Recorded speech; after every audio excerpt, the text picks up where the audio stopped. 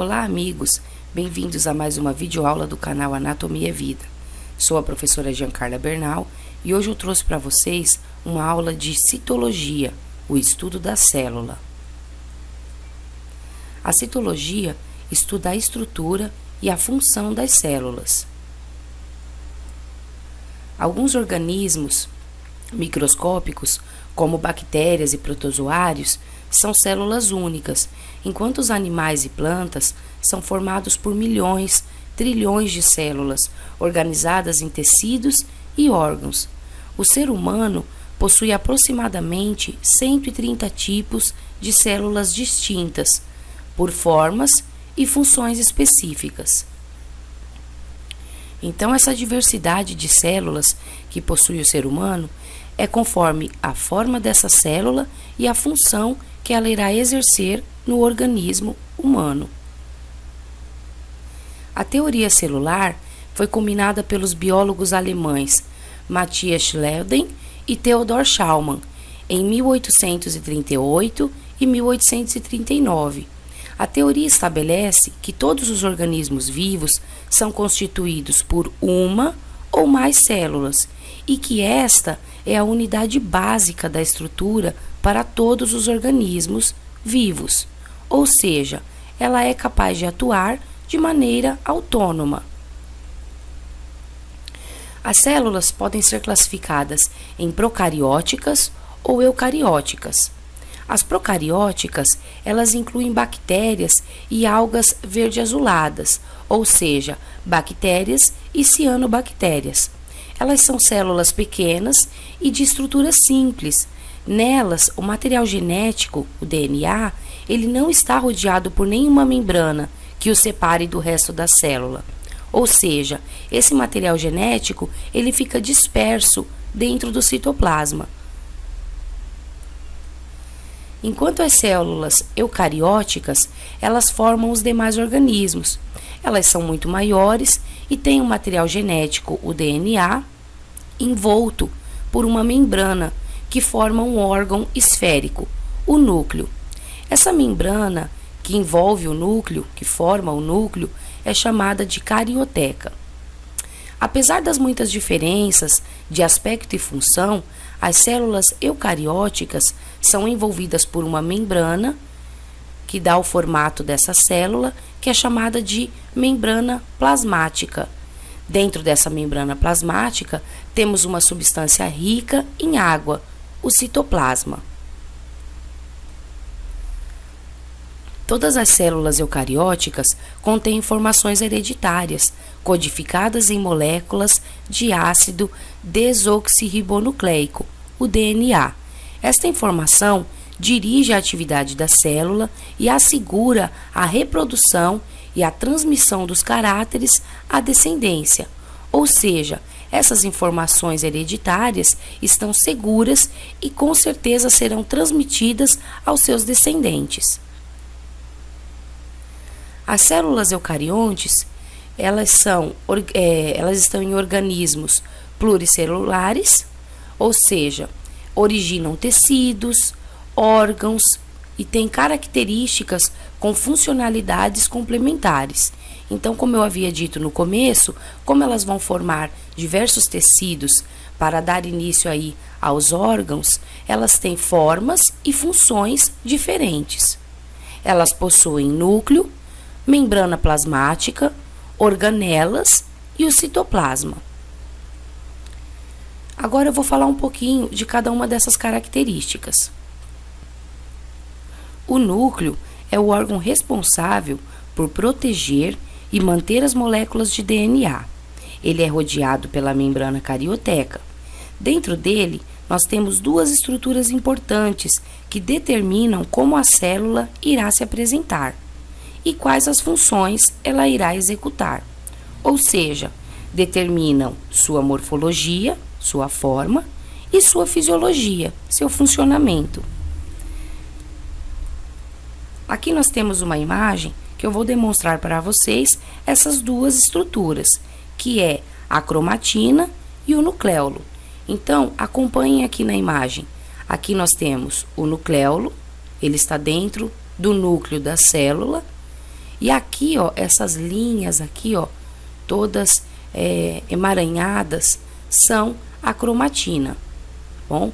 Que são essas duas estruturas aí importantes que eu comentei. Agora eu vou falar um pouquinho do citoplasma. O citoplasma, ele compreende todo o volume da célula, exceto o núcleo. Nele está presente as organelas. E nele está presente também o citoesqueleto, que é um conjunto de fibras e tubos proteicos que são responsáveis por manter a forma da célula e auxiliar nos movimentos celulares. Então, pessoal, aqui nessa imagem, nós podemos visualizar os microtúbulos, certo? Aqui tem um, aqui tem outro, aqui em cima tem outro. E aqui nós podemos visualizar as fibras. E é possível perceber que, olha só, aqui ó, tem uma mitocôndria, que é uma organela. Ela está, ó, sendo fixada em seu lugar através dessas fibras e microtúbulos. Aqui nós temos uma outra, ó, o retículo endoplasmático, certo? Então, o citoesqueleto, ele tem essa função aí de manter as estruturas organizadas em seus lugares e auxiliar no movimento dessas organelas dentro da célula. Nós temos, pessoal, diversas organelas. Uma delas, que é considerada bastante importante, são as mitocôndrias. Elas são encontradas em quase todas as células eucarióticas. No interior das mitocôndrias ocorre a respiração celular, que é um processo em que as moléculas orgânicas de alimento reagem com o gás oxigênio, transformando-se em gás carbônico e água, e liberando energia. Então, ela é responsável pela respiração celular e pela produção de energia. Nós temos também uma outra organela, que são os centríolos. Os centríolos, eles atuam no processo de divisão celular e também estão ligados à organização do citoesqueleto e aos movimentos de flagelos e cílios. A membrana plasmática é um envoltório que reveste as células, protegendo as estruturas celulares. A membrana plasmática, ela possui uma permeabilidade seletiva, ou seja, ela tem a função de controlar as substâncias que entram e saem das células, transportando substâncias essenciais ao metabolismo celular. Então, aqui nessa imagem, eu vou demonstrar para vocês um exemplo de célula eucariótica. Aqui, externamente, revestindo toda a célula e mantendo o conteúdo aqui dentro, nós temos a membrana plasmática, certo?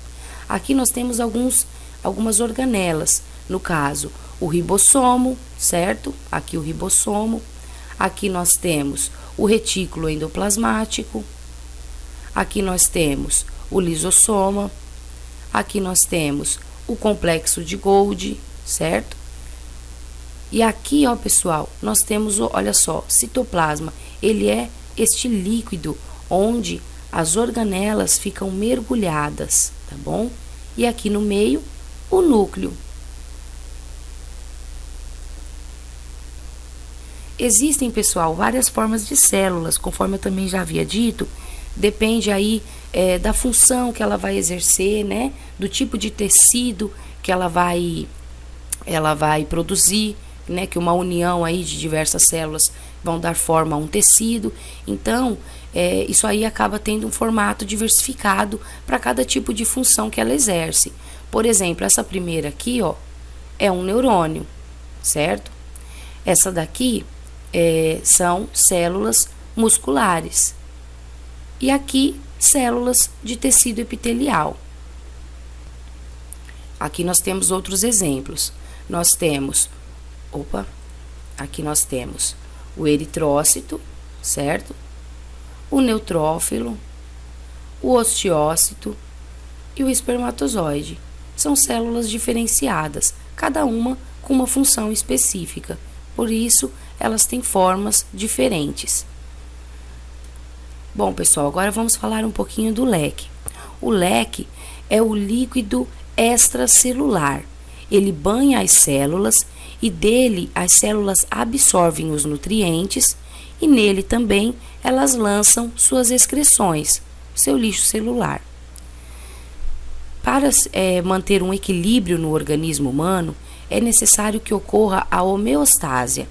A homeostase é o equilíbrio do organismo humano, mas para que ele ocorra, é vital que seja mantido o abastecimento de nutrientes do leque e que ele esteja sempre limpo de excreções celulares, porque é neste líquido extracelular que a célula irá absorver os nutrientes e lançar suas excreções.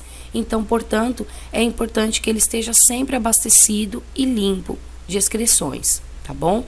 Abastecido de nutrientes e limpo de excreções. Para que os organismos e sistemas funcionem corretamente, é necessário a célula funcionar corretamente.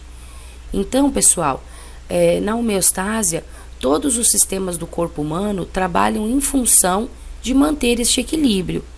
Ou seja, observem aqui, o sistema respiratório, ele vai fornecer oxigênio para o líquido extracelular e vai retirar o gás carbônico do seu meio. O sistema respiratório, o sistema digestório, ele vai fornecer os nutrientes ao líquido extracelular, tais como água, carboidratos, lipídios, proteínas, vitaminas e íons necessários para as células. Já o sistema urinário, ele vai remover as toxinas que as células lançam no leque, além do excesso de água e outras substâncias. O sistema muscular e esquelético vão proporcionar os movimentos necessários para a obtenção dos alimentos, e o sistema nervoso vai controlar o funcionamento de todos os órgãos para que isso possa ocorrer. E o sistema cardiocirculatório, ou sistema circulatório, ele vai transportar as substâncias pelo corpo e fazer o intercâmbio entre todos os órgãos. Então é perceptível, pessoal, que todo o organismo precisa trabalhar em conjunto para manter aí este equilíbrio no corpo humano, que é denominado homeostase. Aqui, pessoal, nós vamos começar a falar da divisão celular. A divisão celular, ela ocorre dois processos diferentes, a mitose e a meiose. Na mitose, o processo de divisão celular em que uma célula mãe, ela se divide em duas células filhas idênticas e com o mesmo número de cromossomos. Então, na mitose, na divisão celular da mitose, a célula vai se dividir em duas e são duas células filhas idênticas, com o mesmo número de cromossomos.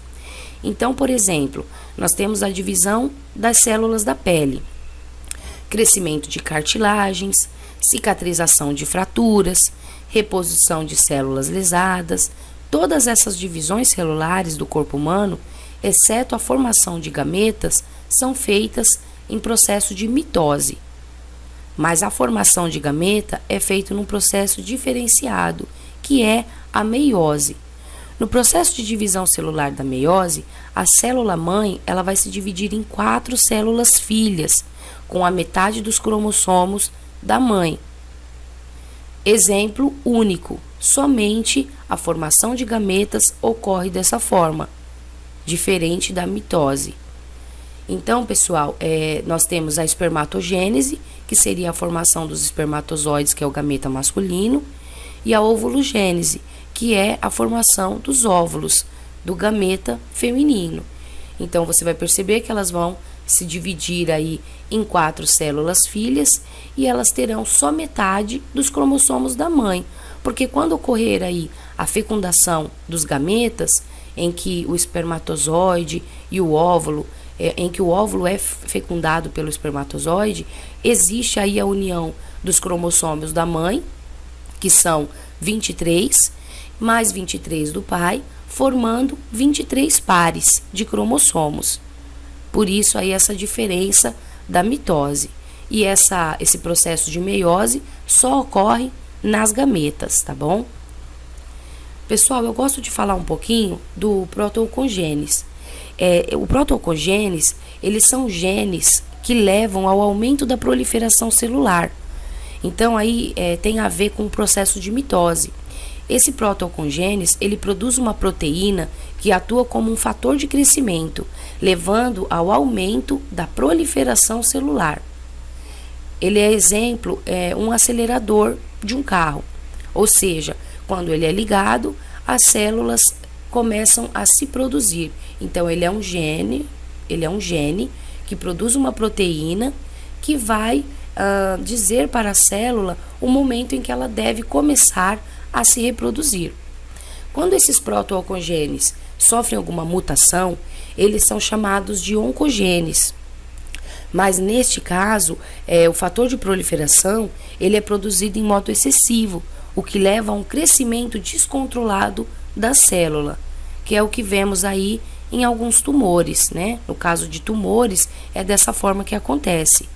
Pode ser pelo proto-oncogenes ou pode ser também pelos genes supressores de tumores. Os genes supressores de tumores, ele seria como um freio. Os genes supressores de tumores, eles são responsáveis por produzir fatores, né, proteínas, que inibem o processo de proliferação celular. Então, o proto-oncogenes é uma proteína que leva ao desenvolvimento da célula, ao crescimento celular, à sua proliferação, e os genes supressores de tumores, ele é responsável por inibir este processo de proliferação celular. Esses genes, eles são normais e eles estão presentes em todas as células. Quando eles estão ausentes ou inativos, resultam em uma proliferação anormal, ou seja, quando ausentes, essas células vão crescer de modo desenfreado, contribuindo no desenvolvimento do câncer. A morte celular, pessoal, ela pode ser provocada por fatores externos, como temperatura, onde a célula morrerá queimada ou congelada, ou ela pode ainda ser provocada por falta de oxigênio ou nutrientes. No caso de tumores, conforme a proliferação celular vai se tornando cada vez maior, as células que estão em seu interior, na parte mais central do tumor, elas passam a não receber mais oxigênio e nutrientes, e elas podem morrer aí e sofrerem um processo de necrose, certo? Devido à hipóxia, à falta de oxigênio ou à falta de nutrientes, tá? Nós temos um outro processo de morte celular que é denominado apoptose. Esse já é um processo ativo e organizado, em que ocorre a ativação de determinados genes que disparam um processo que levará a célula a uma morte programada, como se fosse um suicídio, onde a célula sofre uma desintegração. Esse suicídio pode ocorrer devido a um defeito no DNA, que não pode ser reparado pelas enzimas encarregadas dessa função, ou algumas outras que já nascem com esse programa interno que as levará ao suicídio assim que atingirem uma determinada fase de desenvolvimento. Exemplo, a queda de cabelos devido à idade. Então, a apoptose não é uma morte causada, ela é uma morte programada pela própria célula, tá? Ela pode ocorrer devido alterações no DNA, defeitos no DNA, que não foram reparados pelas enzimas encarregadas dessa função, ou ela pode ocorrer também devido a um programa interno, tá? Que elas atingem aí uma determinada fase de desenvolvimento em que é necessário elas entrarem em apoptose. Bom, pessoal, a citologia, ela então estuda a forma de uma célula, que frequentemente irá indicar a sua função. Mesmo microscópicas, essas células podem ser extremamente longas, por exemplo, o neurônio, tá? E uma célula nervosa, coloquei aqui também na imagem, está escrito aqui, ela pode se estender por toda a extensão de um membro, podendo ter até mais de 1 metro de comprimento. Muito obrigada, pessoal, pela atenção. Se inscrevam aí no canal. Eu vou estar sempre lançando aulas novas, atualizando aí o canal, tá bom? Se inscrevam, deixa um like aí para apoiar o meu trabalho. Muito obrigada a todos e bons estudos.